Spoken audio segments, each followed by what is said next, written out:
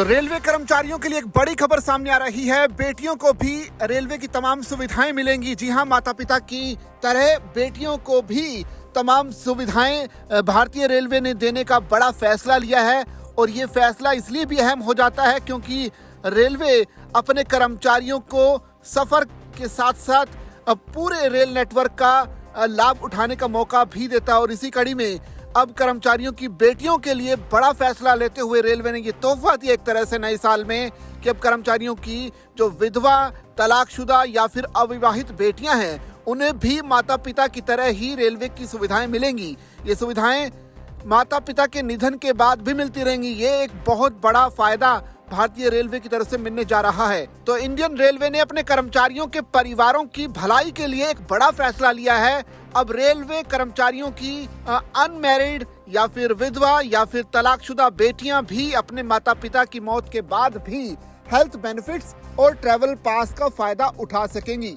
इस कदम से हजारों ऐसे परिवारों को राहत मिलेगी जो आर्थिक रूप से कमजोर हैं और पेंशन या दूसरे सरकारी फायदों पर निर्भर हैं। बिजनेस लीग में छपी एक खबर के मुताबिक पहले की व्यवस्था में रेल कर्मचारी की मृत्यु के बाद उनकी विधवा पत्नी को विधवा पास और retired employ liberalised health scheme के तहत फ्री में मेडिकल सुविधाएं मिलती थी, लेकिन पत्नी के निधन के बाद ये सुविधाएं आश्रित बेटियों तक नहीं पहुंच पाती थी, जिससे उन्हें अस्पतालों और रेलवे दफ्तरों के चक्कर काटने पड़ते थे। अब रेलवे बोर्ड ने स्पष्ट कर दिया है कि सेकेंडरी फैमिली पेंशन प्राप्त करने वाली बेटियां रेलवे परिवार का अभिन्न अंग मानी जाएंगी।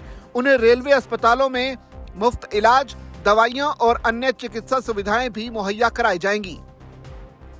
स्वास्थ्य निदेशालय ने पुष्टि की है कि निर्भरता की शर्तों को पूरा करने वाली अनमैरिड, विधवा या तलाकशुदा बेटियां इस योजना से बाहर नहीं होंगी।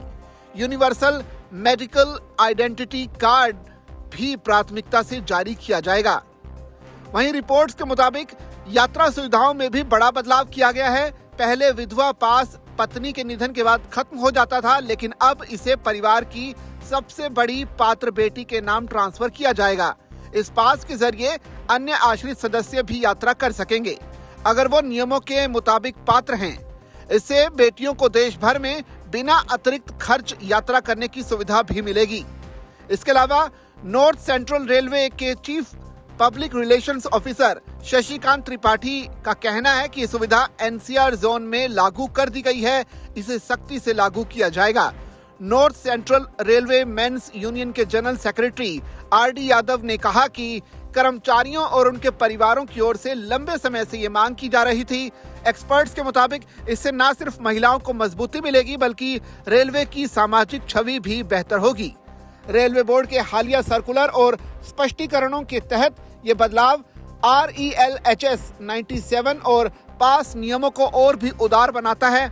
अब आश्रित बेटियां बिना किसी भेदभाव के स्वास्थ्य और यात्रा सुविधाओं का लाभ उठा सकेंगी, जो कि उनके लिए सुरक्षा और आत्मनिर्भरता का प्रतीक साबित होगा। तो कुल मिलाकर रेलवे कर्मचारियों के परिवारों तक अब तमाम सुविधाओं को भारतीय रेलवे पहुंचाने जा रहा है और ये जो फैसला है काफी हद तक परिवारों को पसंद आ सकता है। वैसे आपकी नजर में रेलवे का ये फैसला कैसा है?